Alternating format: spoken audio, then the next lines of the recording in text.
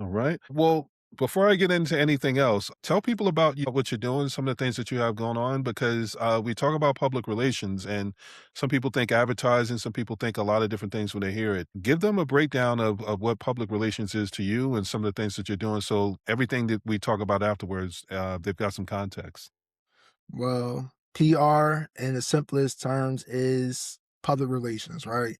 It's Mhm. short for public relations. And what that means is basically communicating with the public. And that looks like reputation management. That looks like going to your local shop and just starting a relationship and building those strategic partnerships, right? So that's PR in a sense, right? It's authentic. It's sometimes people will say media trained, right? It's Mhm. all these things, but what it is just being authentic, being you, and just building those relationships with your community, with your audience, and with the stakeholders that matter most to you.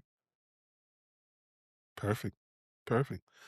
Okay. Let's talk about the difference between reactive damage control and reputation building. Because a lot of people think that they have more time than they do to try to figure things out. One of the things that I like to say, at least, is the trivial reveals the trajectory. So small things are going to show you where someone's headed, and from a PR perspective, what does someone do on a small scale that kind of lets you know what they would do on a bigger scale? Customer service, Mm, biggest thing, right?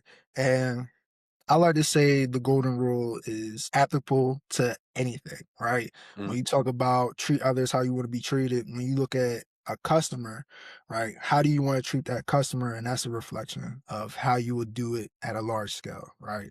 If I can't cater to one person, how am I going to be able to cater to 100 people, right? If I treat one person bad, how will I treat 100 other people? Right? mhm. So it's always the little things that matter in that.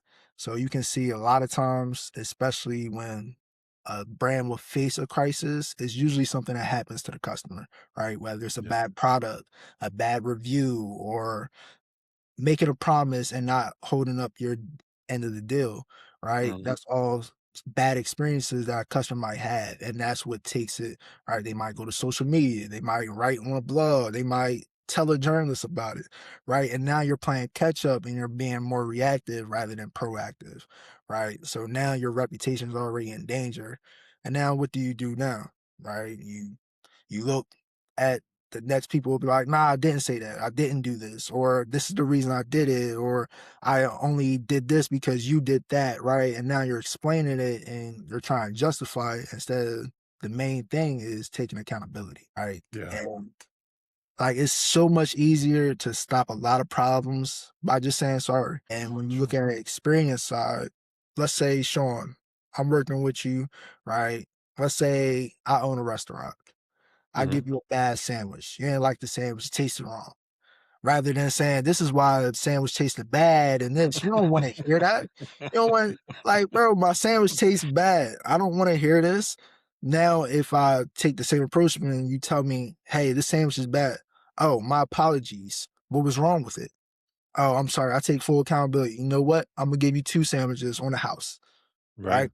Now I went beyond your experience. So now it's a good reputation, right? Now I have a good reputation because you say this was a problem, negative. All right. So how do I justify it?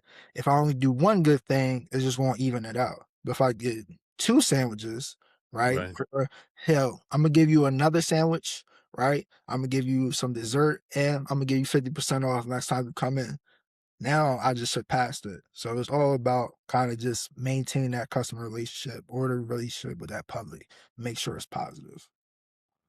No, that makes a lot of sense. I'm listening to you, and it's bringing me back to a client that I've worked with, and um, he was starting his home service business. He was doing painting work, and he got a negative review from someone. And when one of the things that I know that he always does is when he does a painting job, he says, "Let me know if you see anything.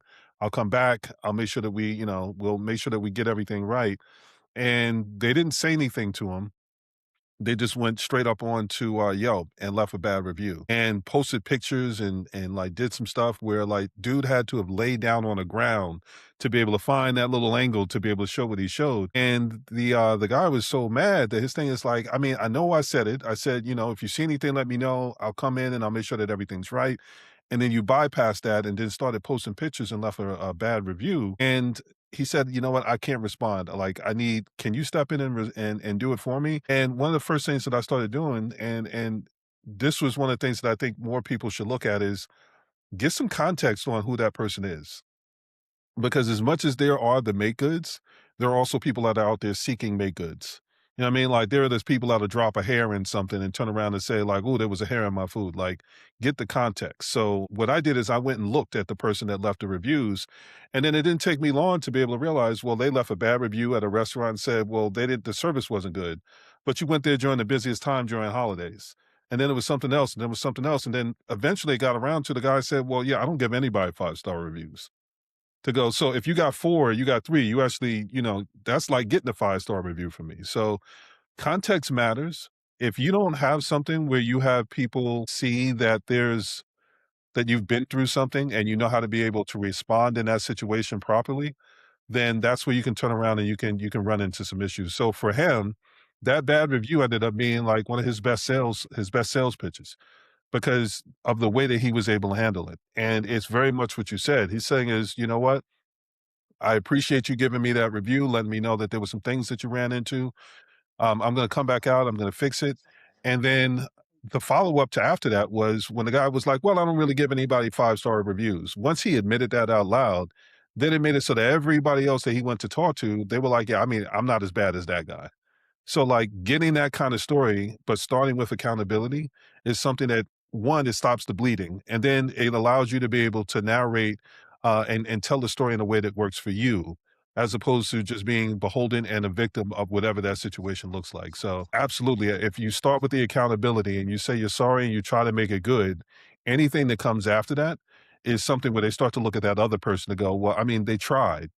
And you're Mhm. still going, then it's kinda takes it so that it makes it more on that person than it is on the person that may have done the thing wrong in the first place. Yep. Everybody just wants to know that you're human, right? And a lot of times, if you are a business owner, people don't always look at you as human, right? You mentioned a No. guy in the painting. He told him, "Yo, if you find anything, right?" He tried to be human, but Mhm. obviously the guy didn't look at like, "Man, who are you? I don't leave good business reviews. I don't do this, man. I leave bad business reviews all the time. You're just a business review. You're just a business, right?" Yeah. But now when you look at, okay, how can I try to be as human as possible? Even if this guy is a problem or a bad guy, right?